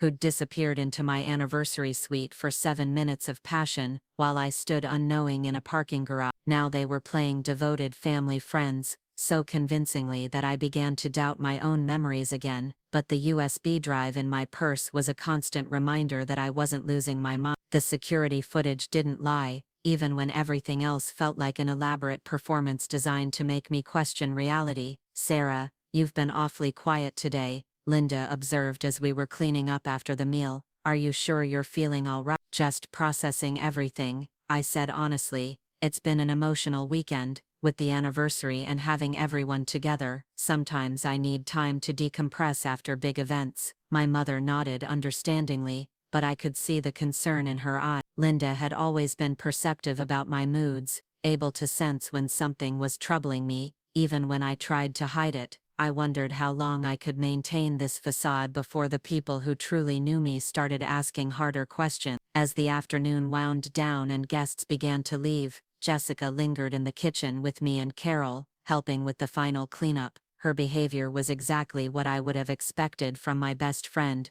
thoughtful, helpful, genuinely enjoying the family time. If I hadn't seen the security footage, I might have looked at her presence and felt grateful for having such a loyal friend who treated my in-laws like her own family. This was such a lovely celebration, Jessica said, drying the last of Carol's good china. You can really feel the love in this family. Sarah and Mike are so lucky to have such a strong foundation. Carol beamed at the compliment, clearly pleased by Jessica's appreciation for the Thompson family dynamic. We've always believed that marriage is about more than just the couple, she replied. It's about joining families, creating new traditions, building something lasting together. The irony of that conversation, happening while Jessica was actively working to dismantle my marriage, was so sharp it was almost funny. She was standing in my mother-in-law's kitchen, accepting praise for understanding family values, while carrying the secret of her affair with Carol's son. I should probably head home, Jessica announced, checking her phone. I have some client calls to return, and I want to get an early start on tomorrow's showing. She hugged Carol warmly, thanked her for the lovely meal, then turned to me with that brilliant smile that had fooled me for so many years. Walk me out? She asked, as if it was the most natural request in the world. I found myself nodding and following her toward the front door, my heart rate accelerating as I realized we were about to be alone together for the first time since I'd discovered her betrayal. In the Thompsons' front yard, surrounded by Carol's carefully tended rose bushes, Jessica stopped and turned to face me. I wanted to talk to you privately, she said, her voice taking on a more serious tone. I'm worried about you, Sarah. You seemed really off last night, and today you've been distant. Is everything okay? The question was perfectly crafted to put me on the defensive, to make me justify my behavior to her. It was exactly the kind of manipulative tactic that Jessica had always used when she wanted to control a situation or deflect attention from her own actions. I'm fine, I said, studying her face carefully, just tired from all the planning and excitement. Why do you ask? Because you're my best friend, and I can tell when something's bothering you, Jessica stepped closer, her expression shifting to one of intimate concern. You can tell me anything, right? If there's something going on with work, or with Mike, or just with life in general, I'm here for you. The offer of support, coming from the woman who was the source of my problems, was so audacious that I almost admired her skill. She was positioning herself as my confidant and ally while simultaneously betraying me in the most fundamental way possible. Actually, I said, making a sudden decision, there is something I wanted to ask you about. Jessica's expression immediately became more alert, though she tried to hide it. Of course, what's on your mind? Have you noticed anything different about Mike lately? He's been, I don't know, distant maybe, like his mind is somewhere else. It was a test, carefully designed to see how Jessica would respond to the suggestion that Mike might be unhappy in our marriage. If she was actively trying to seduce him away from me, she might take this opportunity to plant seeds of doubt about our relationship. Now that you mention it, Jessica said slowly, as if the thought was just occurring to her, he has seemed a little preoccupied lately. I assumed it was work stress, but maybe there's something deeper going on. She was taking the bait, exactly as I'd expected. Jessica couldn't resist the opportunity to suggest that Mike might be dissatisfied with our marriage, even though doing so revealed her own agenda. What do you think it could be? I asked, pushing further. Jessica bit her lower lip, the picture of a concerned friend wrestling with whether to share difficult observations. Sarah, I don't want to overstep, but sometimes when we're all together, Mike seems, I don't know, like he's going through the motion, like he loves you but maybe isn't as happy as he used to be. The calculation behind her words was breathtaking. She was systematically undermining my confidence in my marriage, while positioning herself as the observant friend who was only reluctantly sharing her concern. Every word was designed to make me doubt Mike's feelings for me, to create insecurity that she could later exploit. That's really perceptive of you, I said, keeping my voice neutral. I've been sensing something similar but couldn't quite put my finger on it. It's reassuring to know I'm not imagining things. Jessica's eyes lit up slightly at my apparent acceptance of her assessment. Maybe you two should consider couples counseling, or even just a weekend away together, somewhere you can really talk without distraction. The suggestion was perfectly reasonable on the surface, but I could see the trap embedded within it. Jessica was encouraging me to focus on fixing my marriage, which would give her more time to work on Mike privately. While I was busy trying to repair our relationship,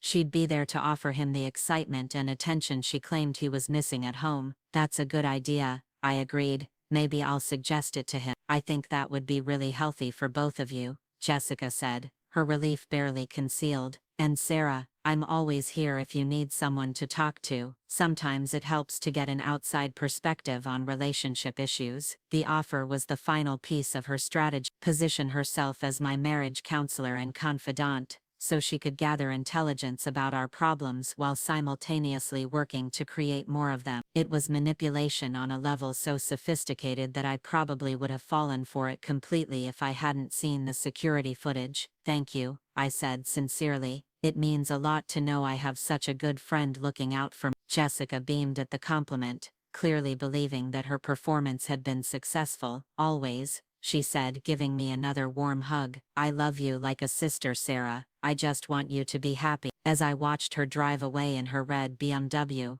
I realized that I'd just experienced a masterclass in psychological manipulation. Jessica had managed to plant doubt about my marriage, position herself as a trusted advisor, and gather intelligence about my state of mind, all while appearing to be a caring friend, offering support. But I'd also learned something crucial about her strategy. Jessica wasn't just seducing Mike, she was actively working to sabotage my relationship with him. She was playing a long game, gradually undermining my confidence, and creating problems in our marriage that she could then offer to help solve. Back inside the Thompson house, I found Mike helping his father load the dishwasher, while his mother put away leftover food. The domestic scene was comfortable and familiar, exactly the kind of family time that usually made me feel grateful for the life we'd built together. Ready to head home? Mike asked, drying his hands on a kitchen towel. I was thinking we could order pizza tonight and just relax. Yesterday was pretty intense,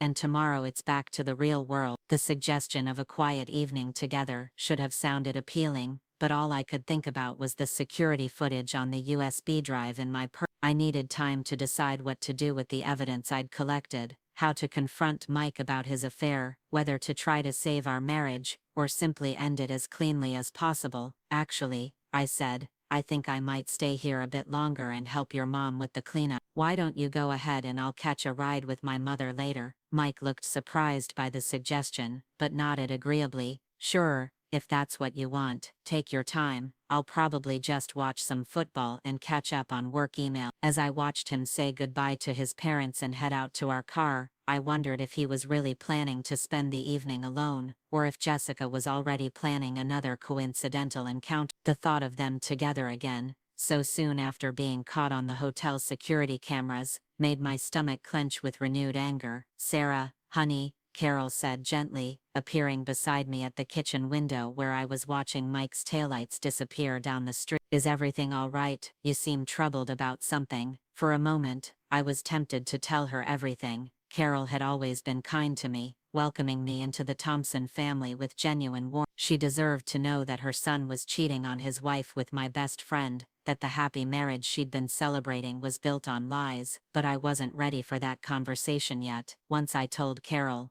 there would be no going back. The Thompson family would be forced to take sides, our divorce would become public knowledge, and Jessica's betrayal would become a scandal that affected everyone we knew. Just processing everything, I said instead. It's been an emotional weekend, and I think I need some time to sort through my feelings. Carol nodded understandingly, and pulled me into a gentle hug. Take all the time you need, sweetheart. Marriage is complicated, and even happy couples go through difficult periods. Whatever's troubling you, I'm sure you and Mike will work through it together. The faith in her voice, her absolute confidence in our marriage, made my chest ache with grief for what was about to be lost. Carol would never see Mike and me the same way again once the truth came out. The family celebrations, the casual dinners, the comfortable relationships we'd all built over 4 years of marriage, would be casualties of Mike and Jessica's betrayal. Linda appeared in the kitchen doorway, her car keys in hand, ready to go, sweetheart. I thought we could stop by that tea shop you like and maybe talk for a while. The offer was exactly what I needed. Time alone with my mother, away from the Thompson house, and the weight of maintaining pretense. Linda had always been my safest space, the one person who would listen without judgment and help me figure out the right path forward. That sounds perfect, I said, grabbing my purse and the USB drive that would soon change everything. As we drove toward downtown Portland, Linda glanced over at me with the keen observation of a mother who'd spent 29 years reading her daughter's moods. Want to tell me what's really going on, and don't say you're just tired, because I know you better than that. For the first time since I'd discovered Mike and Jessica together, I felt ready to say the words out loud. Mom, I think my marriage is over. The admission hung in the air between us like a confession, heavy with all the implications it carried. Linda's hands tightened on the steering wheel, but her voice remained steady and calm. Tell me what happened. And as the Portland skyline grew larger ahead of us, I began to tell her everything. About the security footage, about months of suspicious behavior I'd dismissed, about Jessica's manipulation, and Mike's lies and the complete destruction of everything I'd believed about the people closest to me. It was time to stop pretending that any of this could be fixed. Time to start planning for whatever came next. The evidence was undeniable, the betrayal was complete, and my marriage to Mike Thompson was over. Now I just had to figure out how to end it. The tea shop Linda chose was a quiet refuge tucked into a converted Victorian house in the Hawthorne district, far enough from our usual haunts that we wouldn't run into anyone we knew. The afternoon crowd was sparse, mostly students from Reed College hunched over laptops and a few elderly women sharing quiet conversations over delicate china cups. We found a corner table by the window, where the late afternoon light filtered through lace curtains and cast everything in a soft, forgiving glow. Start from the beginning, Linda said after we'd ordered Earl Grey and scones, her voice carrying the same gentle authority she'd used when I was a child and needed to confess some playground transgression. Tell me everything. So I told her about walking around that hotel corridor and seeing Mike and Jessica pressed against our suite door, about the champagne bottle falling from my numb fingers, about standing frozen while they devoured each other with desperate hunger. I described the security footage in clinical detail, the 7 minutes they'd spent in our anniversary suite, the way they'd emerged disheveled and guilty before carefully timing their separate returns to the party. Linda listened without interruption, her expression growing more pained with each revelation. When I finished, she reached across the table and took my hands in hers, her touch warm and steadying. "Oh, sweetheart," she said softly, "I'm so sorry this happened to you. No one deserves to be betrayed like this, especially not by the two people who should have been protecting your heart."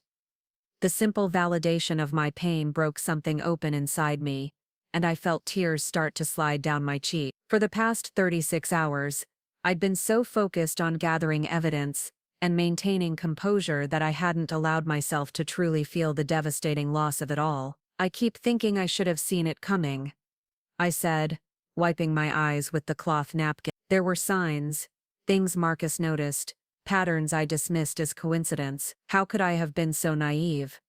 "Because you loved and trusted them," Linda replied firmly.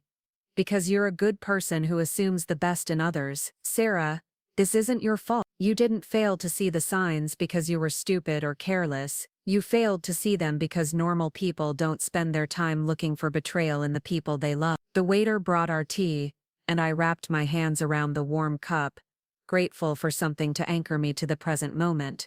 The familiar ritual of afternoon tea, something Linda and I had shared countless times over the years, felt surreal against the backdrop of my disintegrating life. "What are you going to do?" Linda asked gently. "I don't know," I admitted.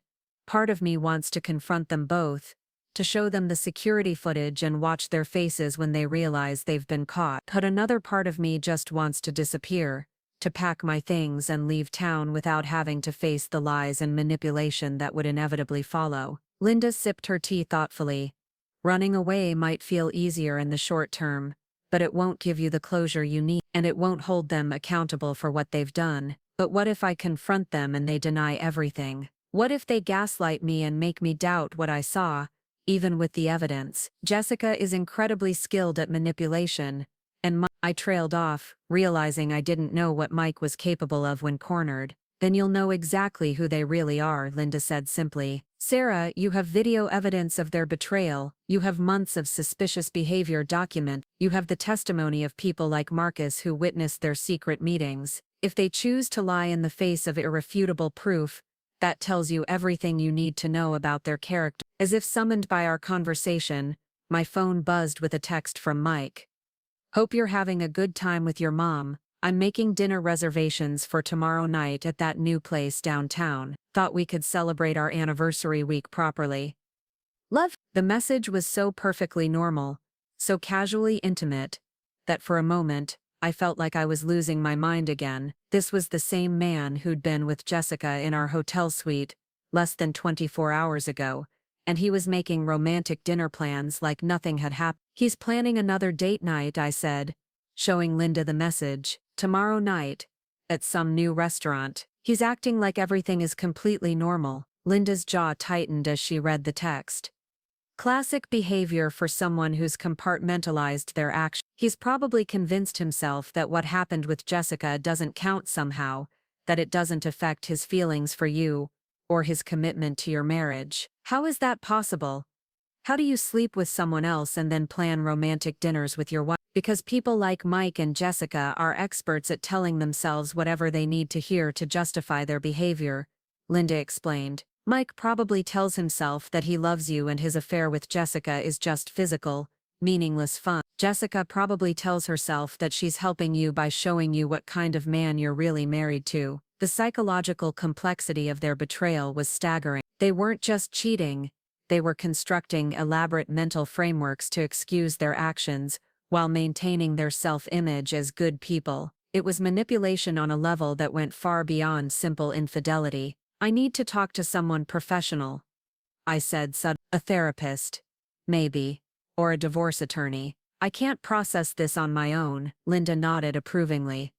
"That's a wise decision. You need objective guidance from someone who understands the legal and emotional implications of what you're dealing with." We sat in comfortable silence for a few minutes, watching the afternoon light fade outside the tea shop windows. Portland was beautiful in the early evening.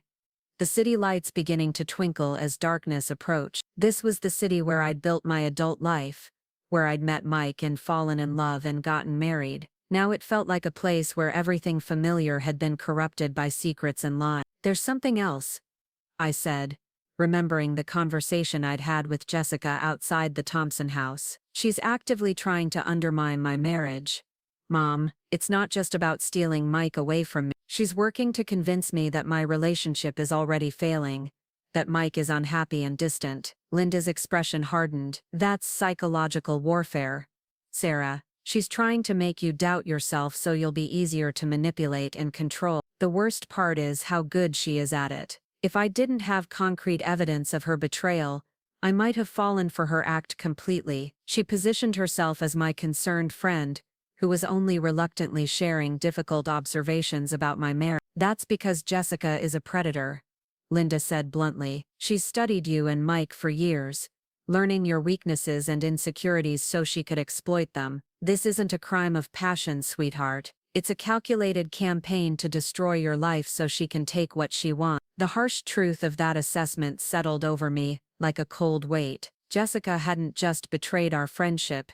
She'd weaponized it, using her intimate knowledge of my personality and relationship to systematically dismantle my happiness. The woman I'd trusted with my deepest secrets and vulnerabilities had been planning to use that information against me all along. My phone rang, interrupting my dark thoughts. Jessica's name appeared on the screen, and I felt my heart rate spike with anxiety. "Don't answer it," Linda advised, but I was already sliding my finger across the screen. "Hi, Jess," I said, trying to keep my voice neutral. "Sarah? Hi. I hope I'm not interrupting anything important. I just wanted to follow up on our conversation earlier." Jessica's voice was bright and cheerful, the perfect image of a caring friend checking in. "What about it?"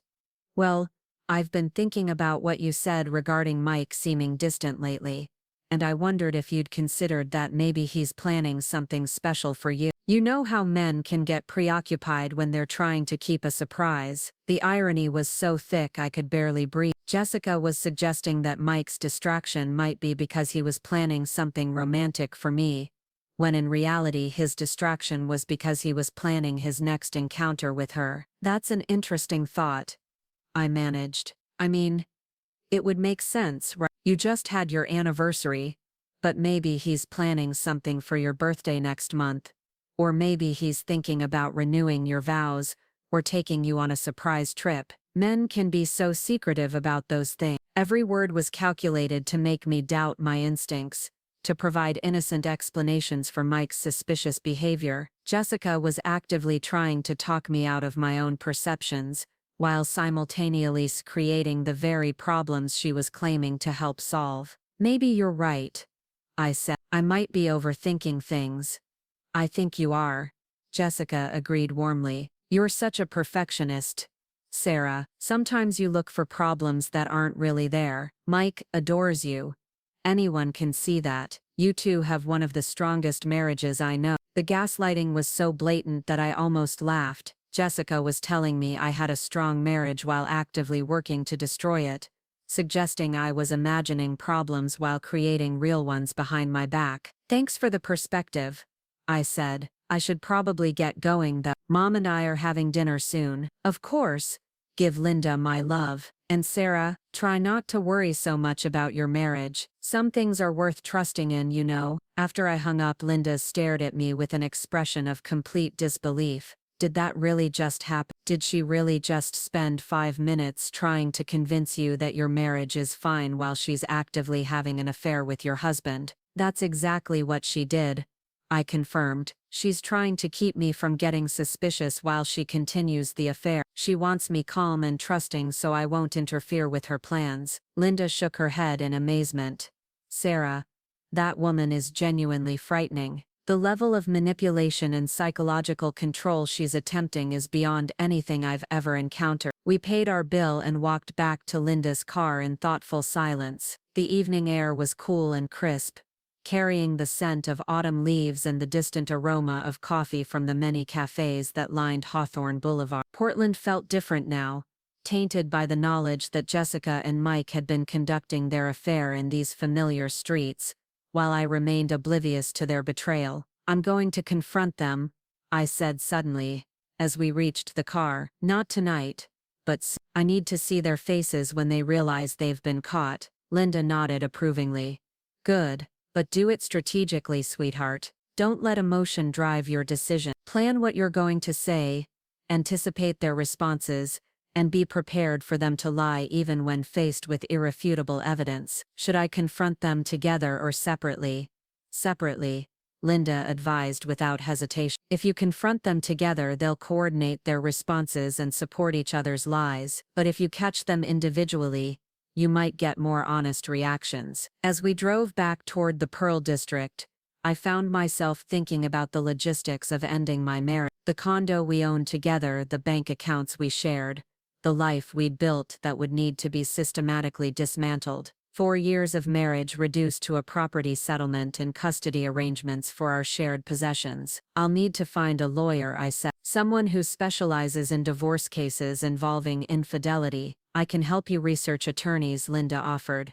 And Sarah, I think you should consider keeping a record of everything from now on. Document their behavior, save all communications, keep track of any evidence you discover. If this goes to court, you'll want to have a comprehensive case. The idea of our private betrayal becoming a public legal battle was daunting, but I knew Linda was right. Mike and Jessica had made their choices, and now they would have to face the consequences of those choices in whatever forum became necessary. We pulled up in front of my condo building, and I could see lights on in the windows of the unit I shared with Mike. He was probably inside, maybe watching television or working on his laptop, completely unaware that his wife had spent the afternoon collecting evidence of his infidelity and planning the end of their marriage. Do you want me to come up with you? Linda asked. I don't like the idea of you facing him alone when you're this upset.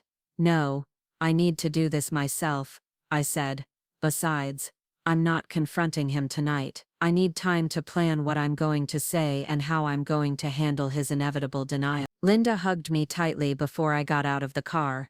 I'm proud of you, sweetheart. What's happened to you is devastating, but you're handling it with strength and intelligence. Whatever happens next, you're going to be okay. The elevator ride up to the 14th floor felt like a preview of all the difficult conversations that lay ahead. I was going to have to tell our friends about the divorce, explain to our families why our marriage was ending, find a new place to live and rebuild my life from scratch. The prospect was overwhelming, but also oddly liberating. For the first time in months, maybe years, I was going to be completely honest about what I wanted and needed. No more dismissing my instincts to keep the peace. No more making excuses for other people's bad behavior. No more pretending that everything was fine when it clearly wasn't. Mike was in the kitchen when I entered our condo, stirring something that smelled like his famous pasta sauce. He looked up with a smile that seemed genuine, though I now questioned whether any of his expressions were authentic. Perfect timing,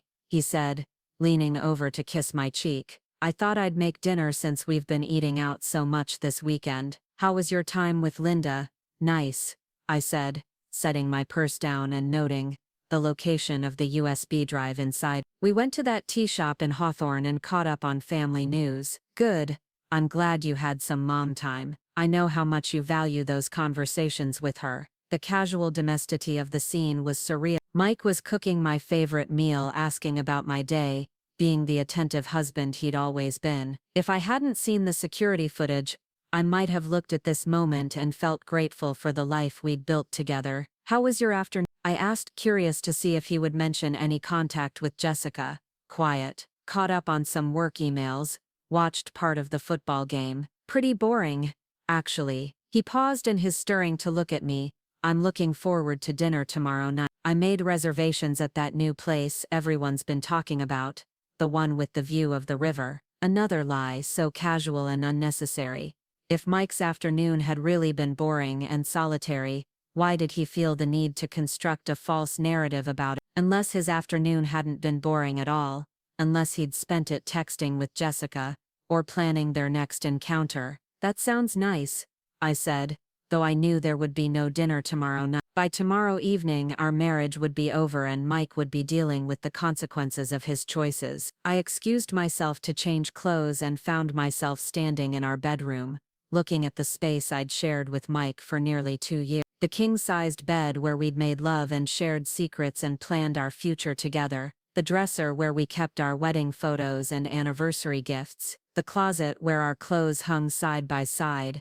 A physical representation of the life we'd built as a couple. All of it was about to become history. I pulled out my laptop and began researching divorce attorneys, looking for someone with experience in cases involving adultery and deception. The search results were depressingly extensive, suggesting that my situation was far from unique. Apparently, lots of people discovered that their spouses were cheating with their best friends, that their most trusted relationships were built online. One law firm's website caught my attention, Morrison & Associates, specializing in complex divorce cases, with an emphasis on protecting clients' emotional and financial well-being. The lead attorney, Catherine Morrison, had impressive credentials and testimonials from clients who praised her combination of legal expertise and compassionate advocacy. I bookmarked the website and made a mental note to call their office first thing Monday morning. Whatever happened when I confronted Mike and Jessica, I wanted to have professional support lined up beforehand. My phone buzzed with a text from Marcus. Hope you're feeling better after the family brunch. See you bright and early Monday for the Peterson presentation prep. The Peterson presentation. I'd completely forgotten about the major client meeting we had scheduled for Wednesday, the campaign pitch I'd been working on for weeks. The irony wasn't lost on me that I was about to present a marketing strategy focused on trust and authenticity while my own life was being destroyed by lies and betrayal. I texted back, looking forward to it. Thanks for covering for me yesterday when I wasn't feeling well. Anytime. That's what friends are for. Real friends, I thought. People who actually cared about your well-being instead of systematically undermining it while pretending to offer support. Dinner with Mike was another exercise in surreal normalcy. We talked about work, made plans for the upcoming weekend, discussed a movie we wanted to see. Mike was charming and attentive, asking thoughtful questions about my day and sharing amusing stories from his own weekend. If I hadn't known better, I would have said he seemed more relaxed and happy than he'd been in months. Maybe that was the truth. Maybe conducting an affair with Jessica had relieved some pressure in his life, given him excitement and validation that he wasn't getting from our marriage. Maybe he was happier now that he had both the security of our relationship and the thrill of his secret encounters with my best friend. The thought made me feel sick. After dinner, Mike suggested we watch a movie together, something we hadn't done in weeks. He chose a romantic comedy that we'd both enjoyed when it came out, and settled beside me on the couch with his arm around my shoulders. The gesture felt simultaneously familiar and foreign, comforting and repulsive. I've been thinking about what you said the other day, he said during a commercial break, about maybe taking a weekend trip somewhere, just the two of us. I think it's a good idea. We've both been working so hard lately, and I miss having uninterrupted time together. I stared at him in amazement. Was this part of his compartmentalization strategy? Plan romantic getaways with his wife while continuing his affair with her best friend? Or was it something more calculated, an attempt to create distance from Jessica, while he figured out how to manage his double life? Where were you thinking? I asked, curious to see how far he would take this fantasy. Maybe that bed and breakfast in Cannon Beach that we've talked about visiting. We could walk on the beach, have dinner by the ocean, just reconnect without all the distractions of city life. The sincerity in his voice was almost convincing. If I hadn't seen the security footage, I might have been touched by his apparent desire to strengthen our marriage. Instead, I felt like I was watching a sociopath practice his manipulation techniques. That sounds wonderful, I said, playing along with his game. When were you thinking? Maybe next month. I could ask for a long weekend, make it a 4-day trip. What do you think? What I thought was that Mike was either completely delusional, or incredibly skilled at living multiple lives simultaneously, but what I said was, I'd love that. Let me check my calendar and see what weekends work best. The movie resumed, and we settled back into our comfortable embrace. Mike's hand moved gently through my hair, a gesture that had always made me feel safe and cherished. Now it made me wonder if he was thinking about Jessica, comparing my hair to hers. wishing he was touching someone else. By the time the credits rolled, I felt emotionally exhausted from the effort of maintaining normalcy. Mike seemed genuinely relaxed, probably believing that his performance had been successful, that he'd managed to keep his secret while maintaining his marriage. "I think I'm going to turn in early," I said, extracting myself from his embrace. "It's been a long weekend, and I want to be fresh for the week ahead." "Good idea," Mike agreed. "I'll clean up down here and be up in a few minutes." In our bedroom, I changed into pajamas and went through my normal nighttime routine, all while thinking about the conversation I would have with Catherine Morrison tomorrow morning. What would I say? How would I explain the situation? What questions should I ask about the divorce process? Mike joined me in bed 20 minutes later, settling beside me with the casual intimacy of 4 years of marriage. His presence, which had always been comforting, now felt like a violation. I was sharing a bed with a man who was systematically betraying me, lying to my face while planning his next encounter with my best friend. "I love you, Sarah," he said softly, his arms circling my waist. "I know I don't say it enough, but you mean everything to me." The words should have been reassuring, but instead they felt like another manipulation. Men who truly loved their wives didn't feel the need to constantly reassure them of their devotion. They certainly didn't profess their love while carrying on secret affairs with their wives' best friend. "I love you too," I whispered back, hating myself for the lie but knowing it was necessary to maintain my cover until I was ready to act. Mike's breathing gradually evened out into the rhythm of sleep, but I lay awake staring at the ceiling and planning my next move. Tomorrow, I would call Catherine Morrison and schedule a consultation. I would start the process of documenting Mike and Jessica's affair, gathering evidence and preparing for whatever legal battle might come. But first, I was going to confront them. Not together as Linda had advised, but separately, so I could see their individual reactions to being caught. I wanted to look into their eyes when they realized their carefully constructed deception had been exposed. I wanted to hear what lies they would tell when faced with irrefutable evidence of their betrayal. Jessica first, I decided. She was the architect of this destruction, the one who had systematically planned the seduction of my husband, while pretending to be my devoted friend. She deserved to know that her manipulation had been discovered, that her psychological warfare had failed. Then, Mike, the man I'd trusted with my heart, my future, my deepest vulnerability, the man who had promised to love and honor me, who had stood before our families and friends, and vowed to be faithful until death do us part. Both of them would learn that their betrayal had consequences, that their actions had been witnessed and documented, and would not be forgiven or forgotten. Whatever happened next, whatever our divorce proceedings looked like, whatever our lives became after this nightmare ended, they would know that their deception had been exposed, and their characters revealed. The USB drive in my purse contained 7 minutes of footage that would change everything. 7 minutes that would end my marriage, destroy my friendship with Jessica, and force me to rebuild my life from the ground up. 7 minutes that proved, beyond any doubt, that the two people I'd trusted most in the world had been systematically betraying me, while I remained blissfully unaware. But those 7 minutes had also given me something invaluable, the truth, and with the truth came power, the power to make informed decisions about my future, instead of living in a fantasy constructed by people who didn't deserve my trust. Tomorrow the confrontations would begin. Tomorrow, Mike and Jessica would learn that their secret was no longer secret, that their carefully orchestrated deception had been captured in high-definition video. Tomorrow they would have to face the consequences of their choices. Tonight, I lay in bed beside my cheating husband, planning the end of my marriage, and the beginning of whatever came next. It wasn't the life I'd imagined when I'd planned our anniversary celebration, but it was real in a way that our relationship hadn't been for months. And for the first time since I'd seen them together in that hotel hallway, I felt like I was finally in control of my own story. Up next, you've got 2 more standout stories right on your screen. If this one hit the mark, you won't want to pass these up. Just click and check them out.